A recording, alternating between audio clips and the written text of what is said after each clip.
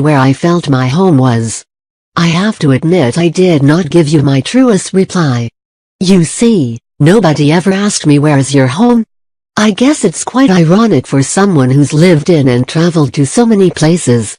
Nobody asked, only assumed. Maybe they thought they knew, maybe no one really cared. But you did, you asked. Now let me answer you from my heart. I have felt this all my life. If there was ever something I knew for sure, this was it. The deep longing, the sadness. A strong desire to be somewhere I couldn't quite consciously grasp or define. There was a knowing in my heart that I was born in the wrong place, under the wrong skies. This is not my soul's true home, I thought. Then came the questions without answers. Why was I dreaming of faraway lands? Why did foreign languages come to me with such ease? Why did I identify so much with different cultures? I had the intense feeling that a part of me was somewhere out there, beckoning me. Something was missing and it was calling out to me. The older I got, the more intense the feeling. Then came the searching, yet not knowing what I was looking for. And the more places I visited, the more obvious it was. Yes, the traveling felt good, but none of the places I visited was home. But I knew it was out there, and the certainty of it kept me going. You see, home can mean different places to different people, but wherever it is, be it a dimension, another universe, or the returned God, it is that inner space of the heart that gives you an incredible feeling of rightness and warmth within. For those who truly love, home is not a place, it's a feeling. Home is where you are welcome, accepted and loved. It's warm, relaxing and open. It's where our truest selves step out and we can be completely and honestly who we are. It is a place filled with trust, patience and acceptance of each other's weaknesses. Home is where you don't have to pretend or be on your guard. Instead of envy, irritation and exasperation, there is a great understanding, support, forgiveness and compassion. There is no judging, possessing, controlling, boundaries or competition. This is a place where you are loved more than you are needed. One day you will all meet the person who will take you there. You will instantly know that you've known this person for eons, in many lifetimes and beyond. She is your polar opposite, and like magnets you are being pulled together. Yet even in this most powerful energy field, you feel relaxed and totally at ease. Engulfed in the warm security on a familiar ground. In their embrace you know you've come home. Time and place are no longer matter. There is an immediate tie between you which defies verbal description. You recognize yourself in them. Those eyes you had looked upon so many times before in so many faces. So deep you could see their soul and touch the feeling of pure light and love inside. Like mirrors reflecting only your true self back to you. Your mind, heart and consciousness flow together from the same fountain. She is not only a mirror of mind and spirit, but of the soul, the secret longings and aspirations. You love this person like you love yourself, with no expectations or conditions attached to that love, because you are one. You know that life will never be the same and you feel truly blessed.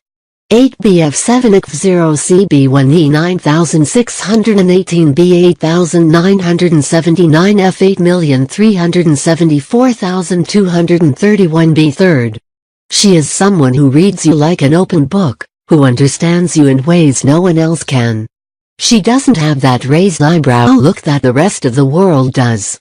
It is because she knows you inside out, yet the discovery never stops. You share the same soul blueprint and soul energy, the same essence. The vision, feeling and purpose are the same. You are like the two sides of a coin, one but not the same. Together you create the perfect balance and become more than just the sum of your parts. Each part fitting the other, interlocking like Roman rings, stretching but never snapping apart. When one moves inward the other fills the gap, and when one overflows, there will always be space to send that abundance towards the other.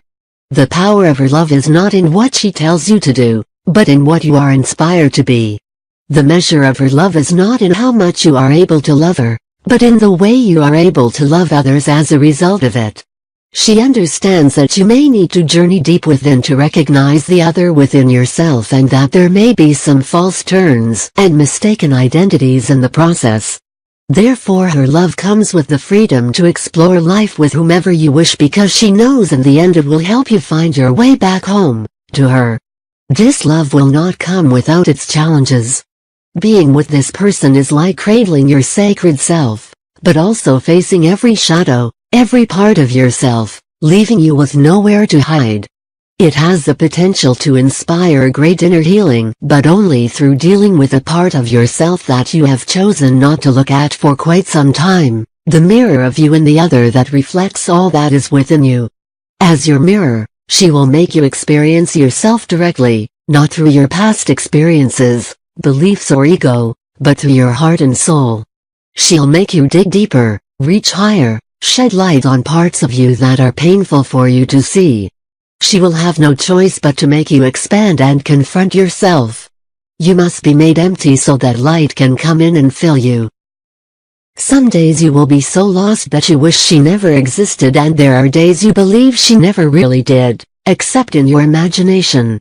There will be days when you fail, and those days will feel like you are going mad. Other days the mirage transforms itself into the oasis just long enough for you to rest a moment in her arms. Just enough to simply be and feel her as a part of you again. Sometimes we have to travel long and far before we recognize our true home. We may pass it by like a ship in the night. Maybe we are not ready to face it, maybe we are scared. We do not believe it is possible, we doubt it. So we run from it and keep traveling, searching for a place that feels like home, but isn't. While we travel, our soul's flame burns brightly, lighting the way for all parts of the soul that are in separation to return home to the heart of the soul. So if you ask me where my home is, this is my answer. Within weeks of sharing the above with my twin, we shared a beautiful and intense reunion. Years later, he is still the closest thing to home that I have ever known, and I know one day we will return home together. For me, our ultimate homecoming will be the return to our original state of oneness. A return to Source, to our eternal life. Seeing the twin flame connection and all its challenges and blessings as simple steps towards this return gives me a sense of peace that I might otherwise have struggled to gain.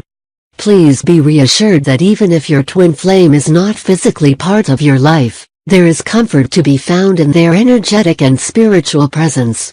Earth itself begins to feel more like home, just because they are here. You see, the journey home takes us beyond the desire of a physical connection into the fulfillment of a deeper longing than the flesh. That of a shared consciousness. At this level you are already one. You are already in union, even when everything else is up for grabs. Even when your twin flame is not physically present, you can still heal, evolve and continue to live without feeling like you are missing something inside. In fact, the twin is within you for you to connect with. For you to enjoy and love, be it near or far. Settling into this joyous realization is part of coming home.